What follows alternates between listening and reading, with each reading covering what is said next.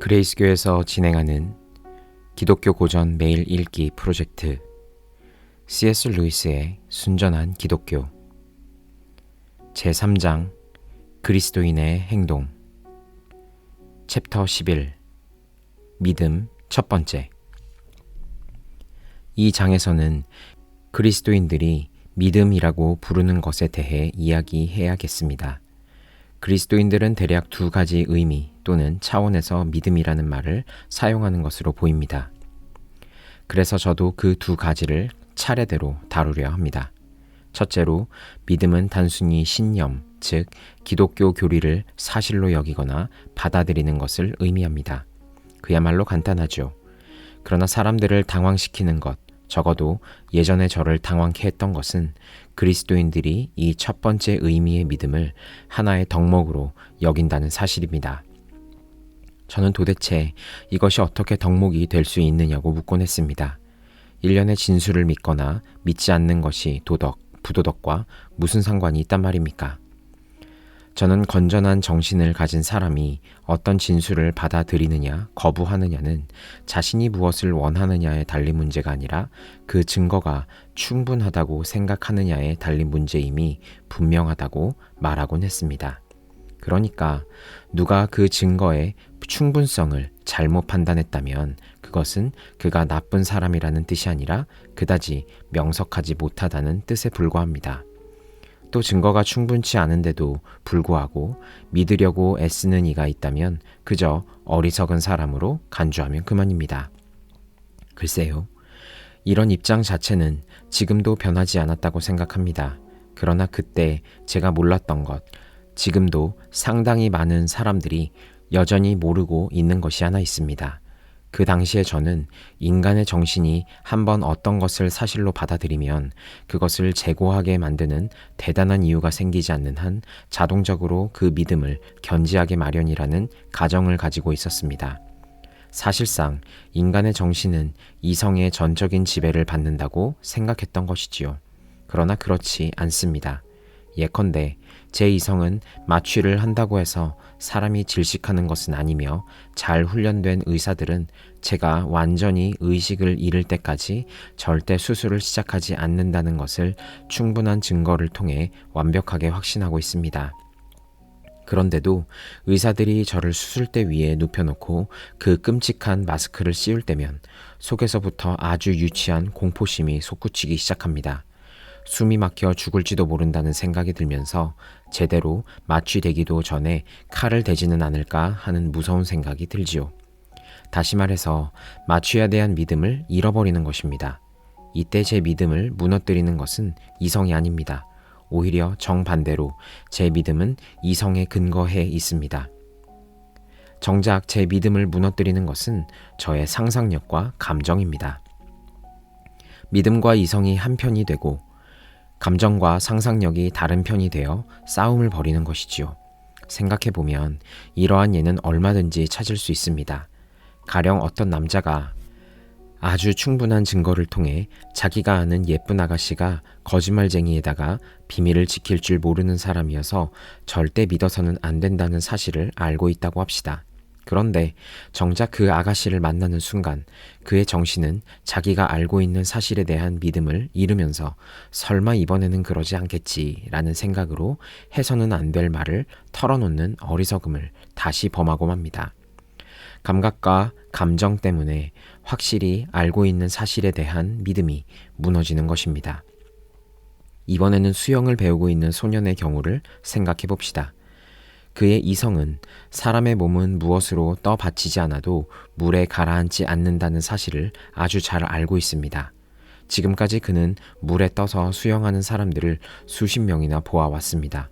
그러나 문제는 수영 강사가 잡고 있던 손을 놓은 후 혼자 물 위에 떠 있어야 할 때에도 계속 이 사실을 믿을 수 있느냐, 아니면 순간적으로 믿음을 잃고 겁에 질려 가라앉느냐 하는 것입니다. 기독교를 믿을 때에도 같은 일이 일어납니다. 기독교를 믿으라는 것은 잘 추론해 본 결과 기독교를 믿을 증거의 무게가 충분치 않은데도 무조건 받아들이라는 말이 아닙니다. 믿음은 그렇게 생기지 않습니다. 그런데 어떤 사람의 이성이 일단 그 증거의 무게가 충분하다는 판정을 내렸다고 합시다. 저는 그 후 몇 주 동안 그에게 어떤 일이 일어날 것인지 말씀드릴 수 있습니다. 나쁜 소식이 들리거나 어려움이 생기거나 기독교를 믿지 않는 사람들 틈에 끼어 있을 때면 느닷없이 이런저런 감정들이 들고 일어나 그의 신념에 일종의 전격적인 공격을 감행할 것입니다. 그게 아니라면 여자를 찾고 싶거나 거짓말을 하고 싶거나 자신에 대한 만족감이 들거나 조금만 부정직하면 약간의 돈을 벌 수 있는 기회가 보이는 순간들이 찾아올 것입니다. 즉, 기독교가 사실이 아니라면 아주 편했을 상황들이 닥치리라는 것입니다. 그러면 그의 바람과 욕구들이 한꺼번에 들고 일어나 또 한 번 전격적인 공격을 해올 것입니다. 이것은 기독교에 반대되는 새로운 이유들이 등장하는 순간들과는 다릅니다. 그런 순간들에 대해서는 따로 직접 다루어야 할 것입니다. 지금은 일시적으로 기독교에 반대되는 기분이 드는 순간들에 대해서만 다루고 있습니다. 제가 여기에서 사용하고 있는 의미의 믿음은 아무리 기분이 바뀌어도 한번 받아들인 것은 끝까지 고수하는 기술입니다. 기분은 이성의 생각과 상관없이 변하는 법입니다. 저도 이런 경험을 했습니다.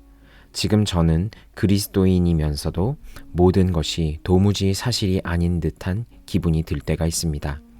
그런데 무신론자 시절에는 기독교가 정말 사실 같은 기분이 들 때가 있었습니다.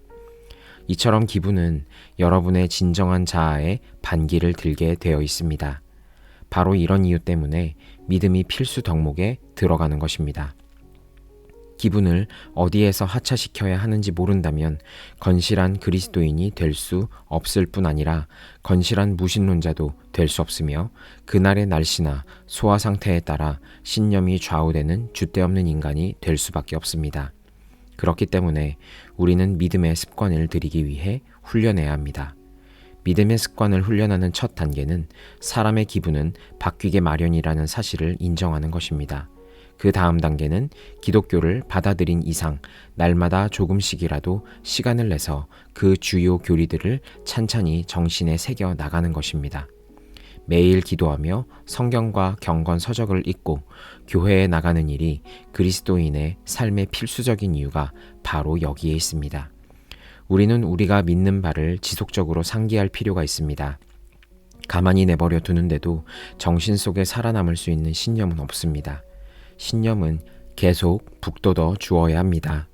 사실상 믿음을 저버리는 사람 100명 중 정직한 논쟁을 거쳐 추론한 결과 믿음을 버리는 사람이 과연 몇 명이나 되겠습니까? 그저 어쩌다가 믿음을 잃는 사람들이 대부분 아닙니까?